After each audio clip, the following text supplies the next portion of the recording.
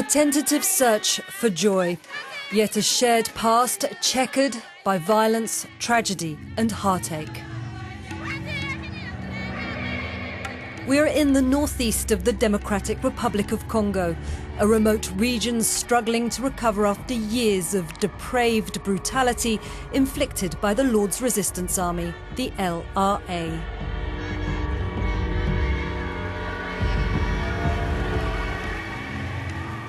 Melanie was 13 years old when she was kidnapped by the LRA. She was held captive for nearly 5 years. We meet her just 2 months after her release and are the first people she's spoken to about her experiences. In order to protect her, we've been asked to change her name, as well as all the LRA victims we spoke to. I fell over and tried to take off my shoes to run faster, and they caught me. I started to shout and shout. At that moment, they covered my mouth to stop me. They then tied me up around my arms and waist and forced me to walk. I found my friends who had also been caught. In the morning, we started walking to Kiswili. When we arrived in Kiswili, they handed us out to the soldiers. We cried, and I was given a man. I said, how can I be with a man at my age? I'm still little. Melanie's tale is all too common. The LRA preys on young girls, kidnapping them. Many become sex slaves. She fell pregnant just a few months after she was caught. Another child prisoner helped her give birth alone in the jungle.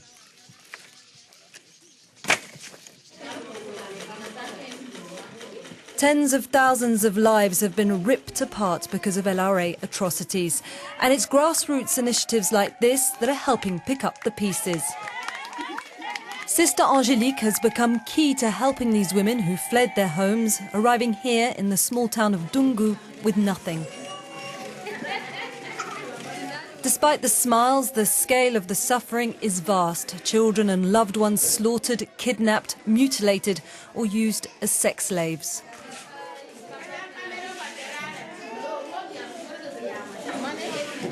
Sister Angelique has made the most of scant resources.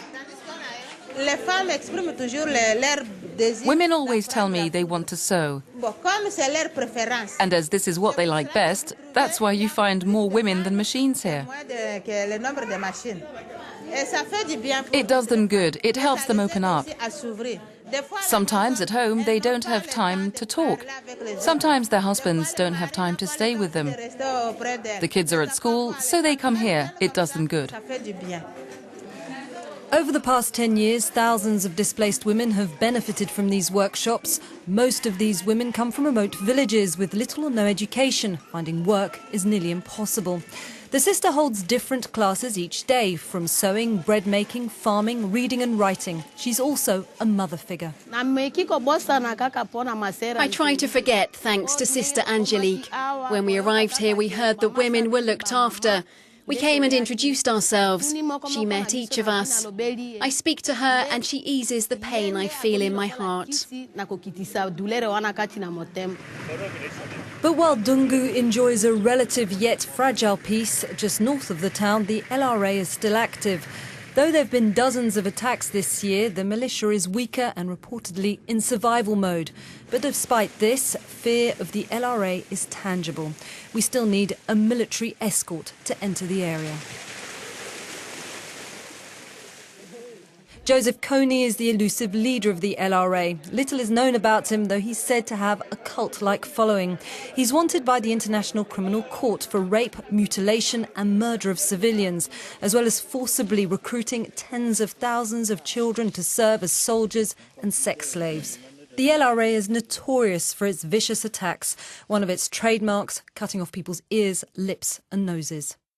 Joint military operations by the DRC, Uganda and South Sudan have weakened the LRA. The army is believed to have broken up into small groups. Kony has so far managed to evade capture, and today his exact whereabouts are unknown.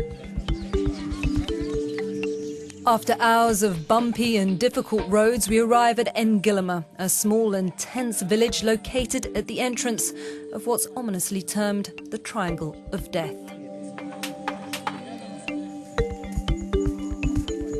We're here to meet Josiane. 5 years ago, tragedy struck. She and her husband had gone to pick cassava leaves when they came face to face with LRA guerrillas. Her husband was beaten to death. The militia then turned on her and asked if she wanted to die too. I said yes, as I was out of my mind. Then one of the men took a knife to cut my lips. There were 7 of them. The one who I think was the leader said no. After that, they took a pair of scissors. The leader said no again. He was shown a razor blade, and he showed his approval by nodding. It's then that they cut my lips, all the while insulting me. Josiane is still too scared to leave her home.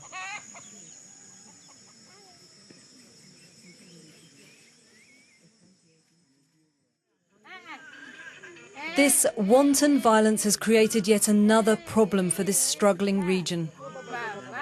Orphans. Tens of thousands of children have either lost their parents or dire poverty means their parents can't support them.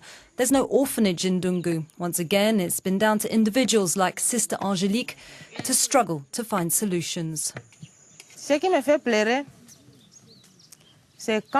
What makes me cry is when I can't find anything to help these vulnerable people I'm trying to help.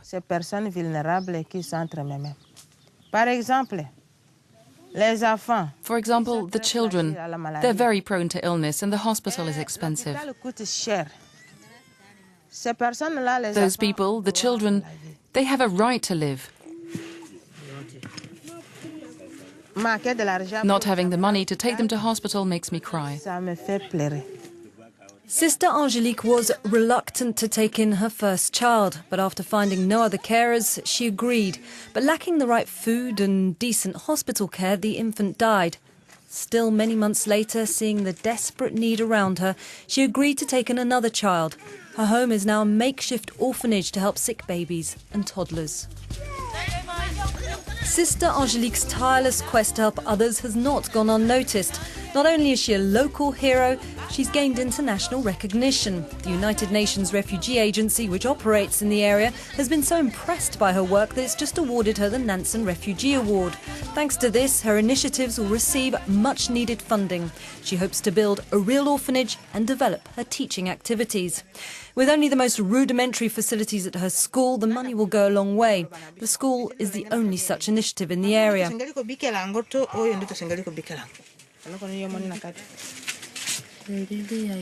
Today is a big day for Melanie.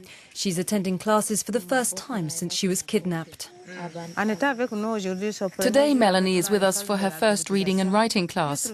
She seemed to really concentrate. She told me that before being kidnapped, she dreamt of becoming a midwife or a teacher.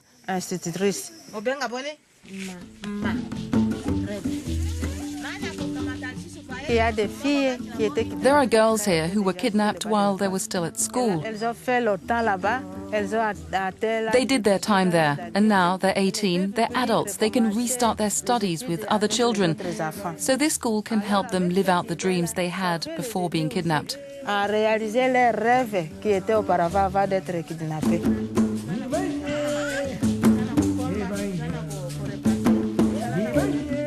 Patricia dreams of peace and settling in Dungu. She's heading off on her morning round to sell bread, a skill she learned from Sister Angélique.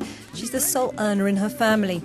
She fled her village 2 years ago when 3 of her children were kidnapped by the LRA. Her daughter was raped but escaped. One son has just returned, but her youngest son is still missing, presumed dead. To forgive but not forget. I can say that I forgive, but when I think of what happened to my kids, it pains me. If the LRA was a man or a rat, I would kill it. The peace here is fragile and the scars run deep. Though the harrowing memories will never completely fade, edging in, thanks to people like Sister Angélique, are the tentative dreams from a time before the LRA, and with them, a renewed sense of pride, dignity and hope.